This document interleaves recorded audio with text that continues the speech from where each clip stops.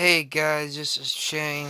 I'm recording a video, and I'm gonna be watching this video right here.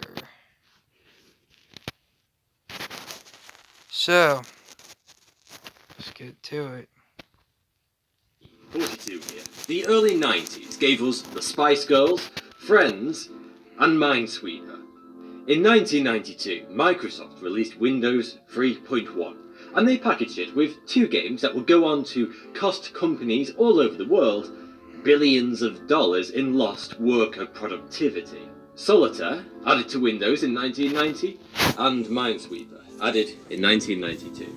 You may assume that Microsoft went to the trouble of coding and releasing these free games to provide Windows users with endless hours of procrastination-filled fun.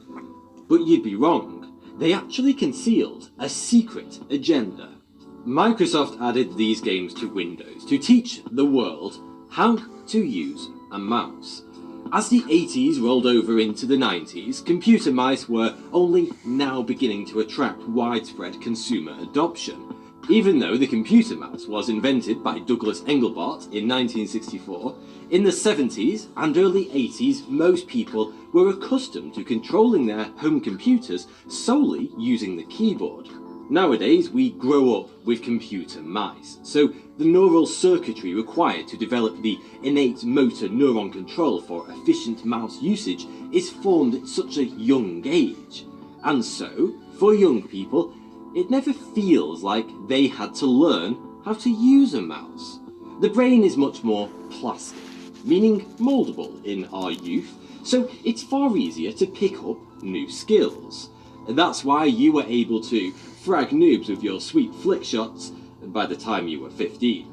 But when you present a middle-aged man with a computer mouse who has never used one before, he looks at it like you've just asked him to launch a nuclear missile with a sandwich. The older the brain gets, the more difficult it becomes to learn what young people assume is really basic stuff. Moving a mouse around a desk to control a virtual environment. That's why your grandma probably takes much better to a tablet than a desktop computer. Pointing at and pressing buttons is a natural movement that she's probably done many times before, but a mouse is completely alien to her. Microsoft knew this. So, they designed Solitaire to teach people how to use a mouse to drag People are and drop. stupid if What they do you don't do know when how you to play use a Solitaire? mouse. You spend God. hours dragging and dropping cards. Ugh. Dragging and dropping. Minesweeper, on the other hand, was designed to teach people how to click. But more importantly, the difference between left and right mouse clicks. Get the left and right mouse buttons confused in Minesweeper, and you'll be virtual toast. So it's a fantastic training tool. Negative reinforcement worked for Minesweeper. If you blew yourself up, you would adjust your strategy so the next time you didn't. But we're often told that the best training tool is actually positive reinforcement, rather than negative. The carrot is better than the stick. Praise is more effective than punishment. But how true is this? At the end of this video, I'll reveal how Israeli fighter pilots disproved the common adage that praise is better than punishment. In a Dutch neuroscience study, 8 to 12-year-olds were asked to solve puzzles on a computer.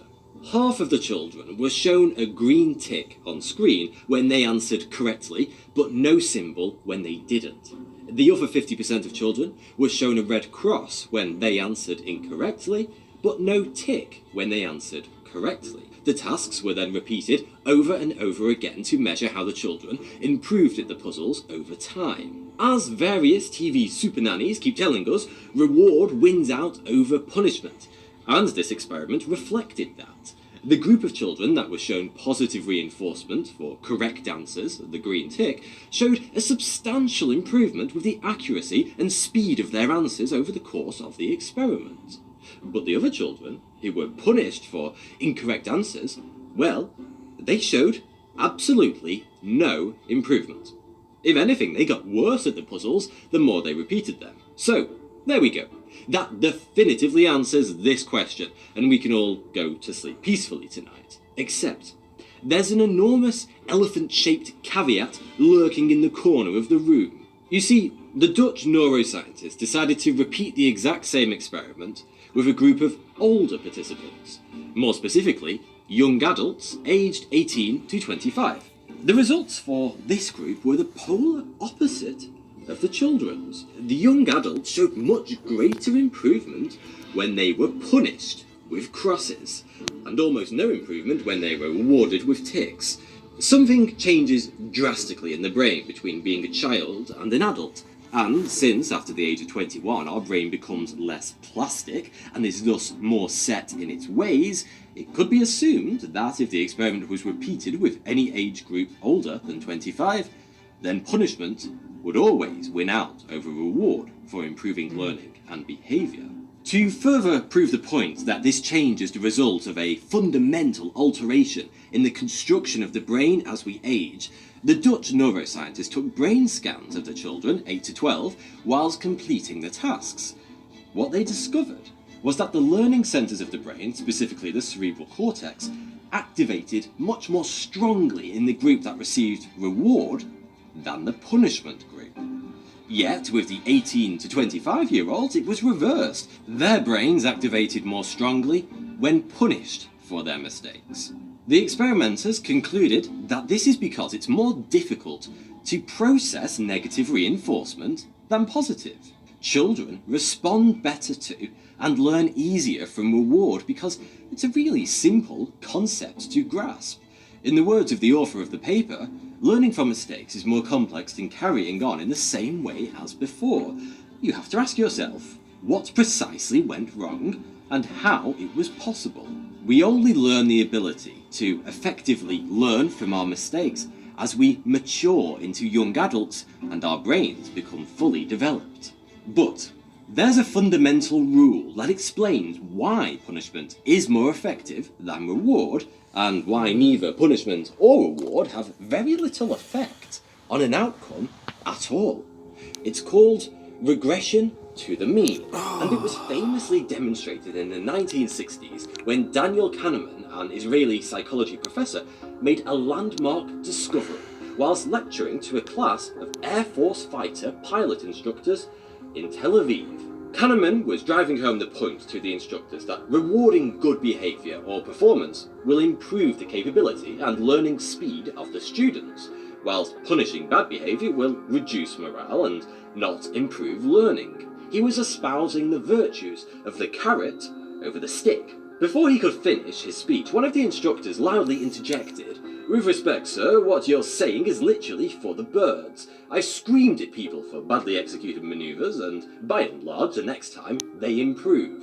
He followed up with, "I've often praised people warmly for beautifully executed manoeuvres, and next time they almost always do worse. Don't tell me that reward works and punishment doesn't. My experience contradicts it." Furthermore, the entire audience of instructors resoundingly agreed with him that punishment is a more effective teaching tool than praise.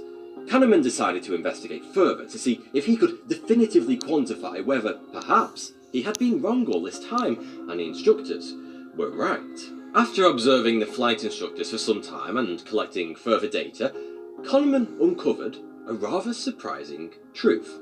The flight instructor's shouting always preceded the improvement of the student receiving said bollocking, but it didn't actually cause it, because the student would always improve after messing up regardless of whether or not he was reprimanded. Kahneman put his findings down to a phenomenon called regression towards the mean.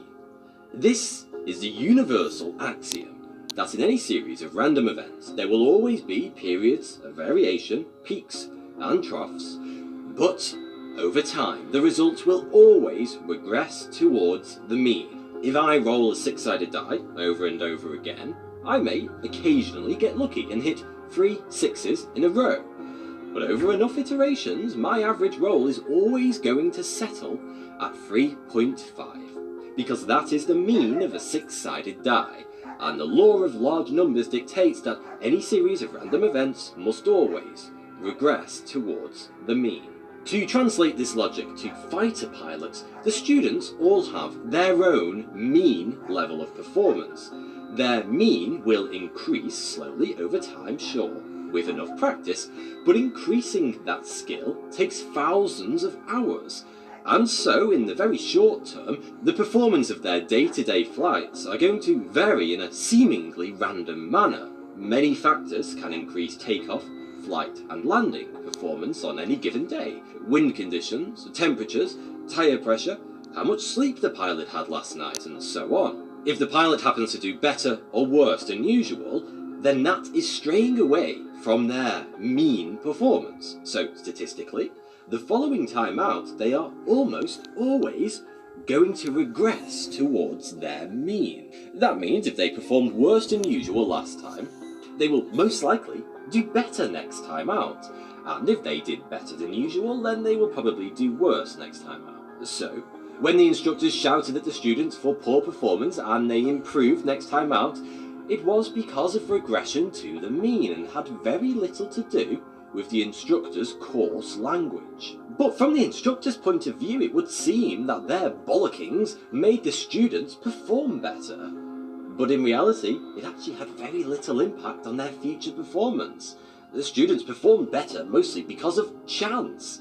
And when the instructors praised their students for good performance, because the performance that incited that praise was better than their average performance, they would, because of chance, do worse next time out.